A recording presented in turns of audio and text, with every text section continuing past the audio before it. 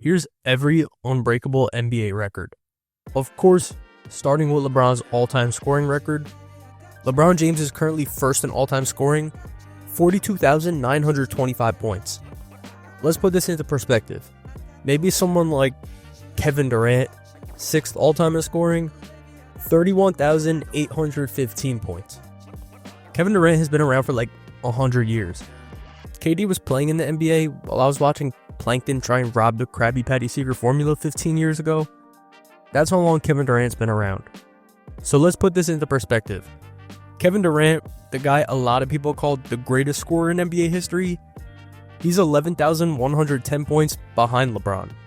For KD to catch LeBron in scoring, let's just say LeBron retired right now for the sake of this. KD right now, at 37 years old, is averaging 25.9 points per game. Let's just round it up to 26. If KD were able to sustain an average of 26 points per game every season, the guy would need to play every single game for 5.2 more seasons just to tie LeBron.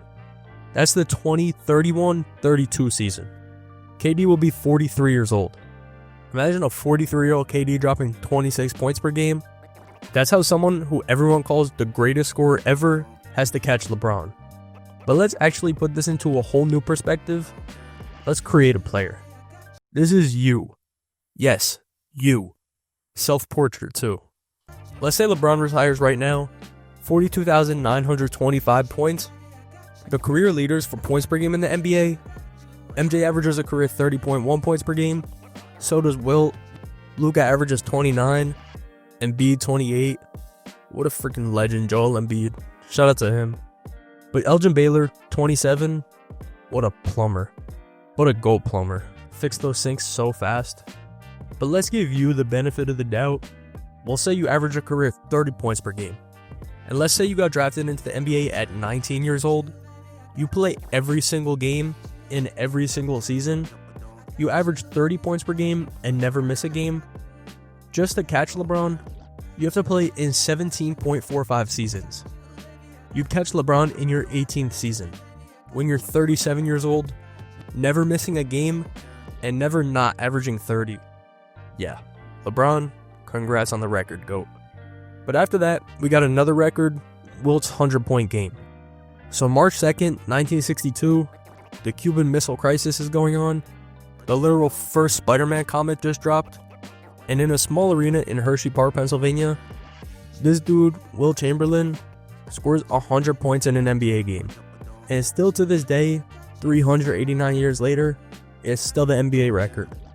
And also still to this day, no one's even come close. Second closest, Kobe got 81. And that sounds close till you think about it this way. Think about your favorite player. Even if it's one of the best scorers in the league, Jokic, Luka, Giannis, whoever, if they get a 19-point game, I'm not saying it's a good game, but it's fine, I guess. 19 points, it's not the end of the world. It's a little below average for them, but 19 points is still 19 points. But the thing is, they need an 81-point game first. Then they gotta add that solid 19-point game on top of that.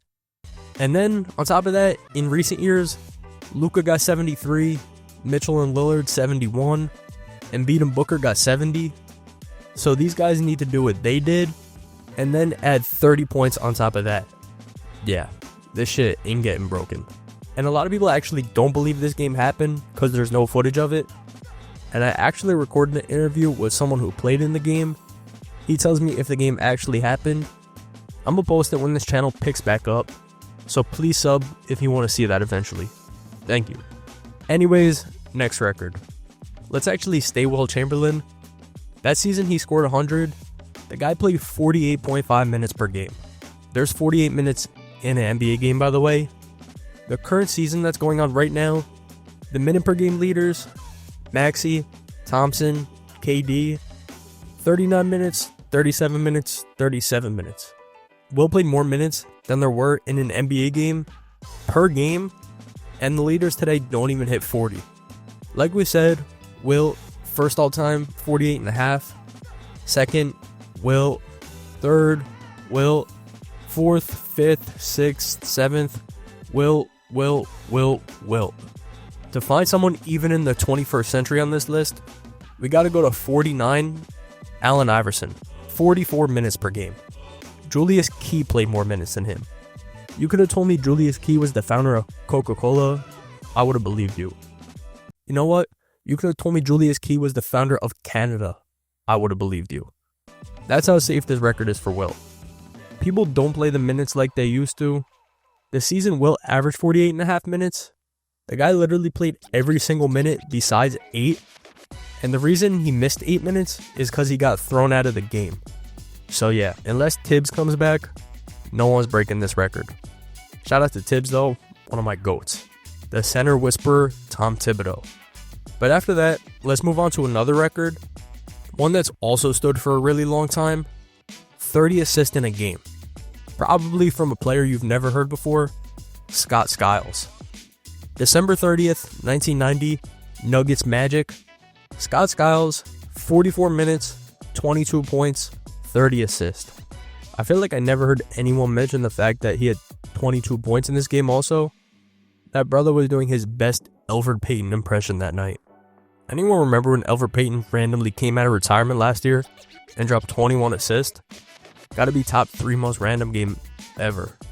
But yeah, Skiles, his most is obviously 30, then his next are 21, 20, and 20. He just had a crazy one-off game this night. The most ever in a game, 30, then 28 Stockton, 27 Stockton, 26 Stockton, then a bunch of 25s. Even recently, Isaiah Collier, he had 22 assists in the game, but he literally played all 48 minutes. Because half the Jazz team got traded or was hurt. And even when someone gets like 14 assists in a game, you're like, oh shit, that's insane. This guy got 30. And I guess people have come close. And by people, I mean John Stockton. But it's stood for 36 years now. And honestly, it doesn't seem like it's going anywhere anytime soon. Assists are not easy to come by. But after that, I want to talk about Klay Thompson's 37-point quarter. Honestly, I think this is genuinely my favorite record in NBA history. Before Klay did this, the record of points in a quarter was 33 by George Gervin. Then, well... If you're wondering what the NBA record is for most points in a quarter, you just watched it. Klay Thompson has 50 and 37 in a quarter. Alright, am I being picky or something? I feel like I'm not one to question commentators, but it's always annoyed me that he said, if you're wondering what the record was, Klay has 50. If he said 37 first, it could have been one of the greatest calls ever. I don't know. But anyways, Klay versus the Kings this quarter, 37 points. Didn't even get his first bucket to like the 9-minute mark. 13 for 13 from the field, 9 for 9 from 3, 2 for 2 from the line. Alright, we gotta do it. If Klay did this for all 4 quarters, he would have had 148 points, 52 for 52 from the field, 36 for 36 from 3, 8 for 8 from the line. Worst Deuce McBride game. But even since then, there's been crazy quarters, but nothing like this. Kevin Love had 34, but he went 11 for 14 from the field. Cat had 32, he went 9 for 13. Booker had 29, he went 10 for 14. I think at least once every other year, I go back and watch the highlights from this Klay game. It's a lock. But after that, let's get a little old school again. Bill Russell, 11 NBA championships. Besides Wilt's 100-point game, this might be the most famous record ever. And I think because it's so famous, people don't realize how genuinely crazy it is. So Bill Russell played 13 seasons. In those 13 seasons, the guy wins 11 championships. Let's look at it this way. The most ever, Bill Russell, 11. Second, Sam Jones, who played on 10 of Bill Russell's teams. Then third, 4 guys who played on 8 teams with Bill Russell. Then 7th, Robert Horry, who played with Hakeem, Shaq and Kobe, then Duncan Parker Ginobili, and then 2 more Bill Russell teammates. Then 10th, with 6 rings, Kareem, Cousy, Jordan, and Pippen. About half the rings Bill Russell got. And Russell would let it be known too that no one can hang with him. The closest current guys, you got to go to 27th place all time. LeBron, Curry, Draymond, and Klay, all with 4 rings each. And Pepsol, the medicine, got 4 rings. Hornets, how you gonna let medicine get 4 rings and you got none? But yeah, one of these 4 guys just needs 8 more rings before they retire to pass Bill Russell. You know LeBron got this. But honestly, shout out to Bill Russell. In my opinion, easily the most likable player in NBA history. The guy was hilarious and just a good dude, so I'm glad he got this record. But I do want to say something real quick. If you want to win a real NBA championship ring, all you got to do is subscribe. But after you sub, go work out for 20 years, get drafted, and then win a ring. Then you got it. Thanks. But for real, if you guys do want to subscribe, it's genuinely the only thing that tells me you guys want me to go all in on this channel. Thank you guys. But next up, I don't want to get repetitive, but we got to go back to Wilt. And this is because this guy got 55 rebounds in one game. Wilt Chamberlain, first all time, 55 rebounds. Second, Bill Russell, 51. Third, Bill Russell, 49, twice. Fifth, Wilt Chamberlain, 45, twice. These 2 guys hold all the NBA rebound records. It's genuinely insane. The top 5 teams in rebounds this season, not one averages 50. So for this record to be broken, one player would have to out-rebound their team's average. Since 1984, the most rebounds anyone's even got in a game, 35, Charles Oakley. Only 2 current players even have 30 rebound games, Kevin Love and Yusuf Nurkic. Congrats on another record, Wilt. Guy's a record merchant. And honestly, let's just rip another Wilt one out, because the season he got 100 points, he also had the all-time single-season points per game record. In 1961-62, Wilt Chamberlain averaged 50.4 points per game. I mean, this season was genuinely ridiculous. The lowest amount of points he scores in a game this season was 26. The guy only scored less than 30 twice. He scored 40 plus points in 45 games, 50 or more points in 32 games, 60 or more 15 times, and 70 or more twice. Undoubtedly the greatest scoring season ever. And to make it even crazier, second was also Wilt, third, Wilt, fourth, Wilt, fifth, MJ, sixth, Wilt, and seventh, Harden. And I remember when Harden scoring 36 a night, and it was the craziest thing ever, and it still wasn't even close to Wilt's record. The craziest part of this whole thing though, yeah, the guy averaged 50.4 points per game, but it's even more ridiculous when you realize he didn't win MVP. Wilt came in second in MVP voting to Bill Russell. He only had 9 first place votes compared to Russell's 51. Actually, Oscar Robertson had more first place votes than Wilt too. Wilt, 50 points, Russell, 19. Wilt, 26 rebounds, Russell, 24. Yeah, man. Let's give the MVP not to the guy who averaged 50. Then, Wilt makes the All-NBA first team, and Russell is on the second team. Alright, the NBA was cooked back then, but we knew that. But after that, we can move on. Another player, finally, John Stockton. Most assists in a season. So the 1991 season, John Stockton gets 1,164 assists. That's 14.2 assists per game, 82 games played.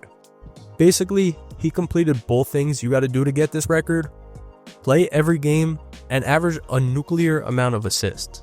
The most amount of assists in a season, Stockton, Stockton, Stockton, Stockton, Isaiah Thomas, Stockton, Kevin Porter, Stockton, Stockton. The only current players who even come semi-close, if you want to call it close, in 2008, Chris Paul was 17th all-time. In 2017, James Harden was 23rd. This current season, there isn't even a player averaging double-digit assists. If Cade Cunningham played every game averaging this, he gets 795 assists. Then he would just need one 400 assist game to tie Stockton. So yeah, personally, I don't see how this record ever gets broken. You gotta play every game and average more than 14 assists per game. There isn't one current player who averaged more than 12 assists in a season. Russ, Trey, Harden, CP3, they all did 11, but they needed to average 3 more assists and play 82 games. So yeah, Stockton, enjoy the record. But for the next one, we got Moses Malone, most career offensive rebounds. Genuinely, this might be the biggest gap we've seen all video. So Moses Malone, in 18-year career, has a career 7,382 offensive rebounds. How close is second place? Well, it's Artis Gilmore, 4,816. Not even close. The funniest part, after Moses Malone, the rest of the top 10 is just bunched together. Everyone's in the 4,000 range. And then you got the dude up top alone at 7,000. There's only one man who can catch up to him. Nah, but for real, Mitchell Robinson is probably the best offensive rebounder in the NBA today. He averages 4.6 rebounds per game this season, so a little lower than Malone's career average. Robinson has a career total of 1,405. Robinson just needs to average 7 offensive rebounds per game and play every single game per season for the next 10.4 seasons. And then he'll catch up. You got this, Mitch. But next up, we got another career one. Magic Johnson's career assists per game average. Magic Johnson, by first all time, averages a career 11.2 assists per game. A career 11.2. Like we said before, no one this season even averages 10. Let's look at this. First all time, Magic Johnson, 11.2. Second, John Stockton, 10.5. Third, Washington Wizards legend, Trae Young. Yeah, he's third all time, 9.8 assists per game for his career. Let's look at it this way. Trae Young has averaged 9 assists per game over 8 years in his career so far. Let's just say Trae Young has a career of, 18 seasons. If he played 18 seasons in the NBA, for the next 10 seasons, the rest of his career, he would need to average 12.3 assists per game per season for the next 10 years to reach Magic's average. The most assists he even averaged in a season is 11.6. So he needs the next 10 seasons to all be career highs. These two guys, they got every single assist record. Just do not let Isaiah Collier play 48 minutes per game. It's going to get spooky if that happens. But let's go to a team record, and this time we got the Boston Celtics. So from 1959 to 1966, the Boston Celtics won the NBA championship every single season, an 8-peat, by far the longest streak in NBA history, and in sports history too. In the NBA, besides the Celtics here, no one even touches 4. The Lakers did 3 in the Stone Age, the Bulls did it twice with Jordan, then the Lakers did it once with Shaq and Kobe. No one's even went back-to-back since Golden State in 2018. The last 7 years, 7 different teams won the championship. And it's going to be 8 when the Hornets win it all this year. And I said it was the record for all sports. No one's ever three-peated in the NFL. Only back-to-back champions. Just don't let Sam Darnold get hot for the next 2 years. But in the MLB, the Yankees once 5-peated, then they also 4-peated. And these are when Babe Ruth would fly in a pterodactyl to the game. But then more recently, the Yankees 3-peated, and so did the Oakland A's, and that's all the MLB streaks. Then in the NHL, we got a 5-peat from the Canadiens, a 4-peat from the Canadiens and the Islanders, and then 2 3-peats from the Maple Leafs. So yeah, it's not even that this record might not be broken in the NBA, this record might not be broken in all of sports. Definitely not the NFL. MLB and NHL, I don't follow too much, but I know the Dodgers just signed everyone and their mother. Yes, your mother is shooting up for the Dodgers, so maybe they could 8-peat. But the NHL, I literally have no idea. If you're an NHL guy, let me know if it's possible. But yeah, 8 rings in a row in the NBA, definitely not happening, ever. But after that, let's talk about another team record, and a modern one too. 73 wins in a season. In the 2015-2016 season, the Golden State Warriors went 73-9. Yeah, they lost single-digit games in an 82-game regular season. And yes, they blew a 3-1 lead in the finals, but that's not the point. Sorry, Warrior fans.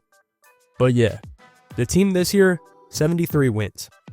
And in 1996, the Bulls went 72-10, the first team ever to win 70 games in a season, and everyone thought it would stand forever, till these two dudes started pulling from 50 feet and didn't lose. But let's talk about why this record feels kinda unbreakable. So last year, the Thunder were one of the best teams ever. They actually went 68-14. Then they won the championship, and then this season, they started 24-1, only loss coming to Scoot Henderson, of course. So 24-1, and then now, they're 40-13. Since then, they've gone 6-12, like a completely average team. And the reason for it, of course, yeah, they had a good schedule to start the season, but nowadays in the NBA, there's just so much parity. There's like 8 different teams this season alone that have a realistic chance to win the championship. This feels like the most spread out the NBA has ever been. And also, when you're going for a record like 74 wins, you got a target on your back. Every team plays you like it's game 7 of the finals. So yeah, this is probably the most breakable record of this video so far.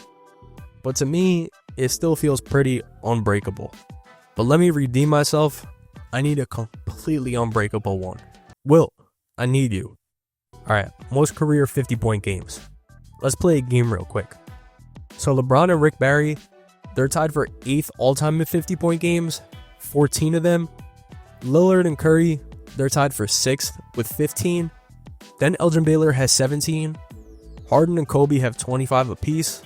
Jordan has 31. Okay, so knowing all this, how many 50-point games do you think Wilt Chamberlain has? Well, if you said 118, either good guess or you need a life. But yeah, you really need an explanation why this record is unbreakable? Look at this. The guy has 87 more 50-point games than second place. Let me just give shouts to how many 50-point games some current day great scorers have. KD, 9. Giannis, 9. Luka, 7. Jokic, SGA, Tatum, 5 each. Maxey, 4. Brunson, Edwards, 3. We're talking about 3, and the guy literally has 118. Yeah. Wilt, the record merchant, strikes again. But enough Wilt. Let's go to another record guy, LeBron James. The most All-Star selections, 22. Yeah, as of like last week, LeBron's now a 22-time All-Star. He's been in the NBA for 23 seasons, made the All-Star team every single season besides his rookie season. This is a list of the players who played the most seasons ever. LeBron played 23 seasons, Vince Carter 22, then 5 players 21. LeBron made more All-Star teams than every single player ever played seasons in their career. Not even All-Stars made, just seasons in their career. LeBron made more All-Star teams then. Then if you look at All-Star appearances, LeBron 1, Kareem 2 with 19. The next active guy is Kevin Durant with 16. Low-key, KD could definitely become second all-time on this list. But then after that, the next active guys are Curry with 12, CP3 with 12, Harden with 11. So yeah, in order to become the most All-Star Games leader, you need to first play the most seasons in NBA history. Second, make the All-Star team every single season.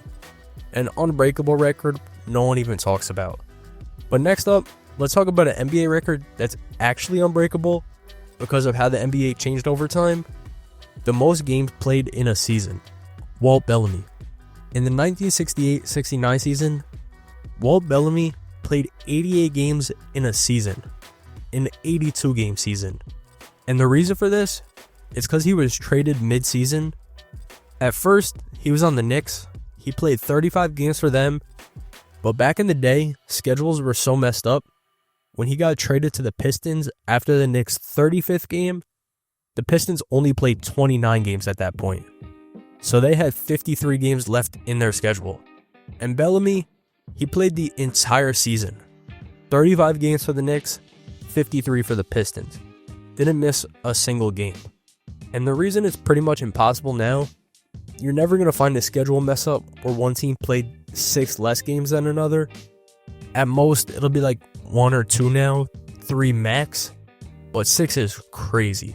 The most extreme it'll get, 3 seasons ago, Buddy Hield played 84 games in a season because he went from the Pacers to the Sixers midseason, and the Sixers played 2 less games than the Pacers at that point, so Buddy had 2 extra games. But 6, it won't happen anymore. The only way someone could break this is if, like, say, I don't know, name a player. Chris Boucher, let's say. If he plays for the Celtics, then they trade him to the Kings, who have 2 less games played than the Celtics. Then he plays 2 games there. Then they trade him to the Hawks, who have 2 less games played than the Kings. Then he plays 2 games there. Then they trade him to the Nets, who have 2 less games played than the Hawks. Then he plays 2 games there. And it just keeps going. And Chris Boucher becomes the 2026 version of Walt Bellamy. Sorry, Boucher, for using you as the example. You're literally just the first person that popped in my head. But yeah, Walt Bellamy locked this record into NBA history forever. And if you guys enjoyed this, I would genuinely appreciate if you could subscribe. It's truly the only thing that tells me you guys want me to go all in on this channel. Thank you for watching.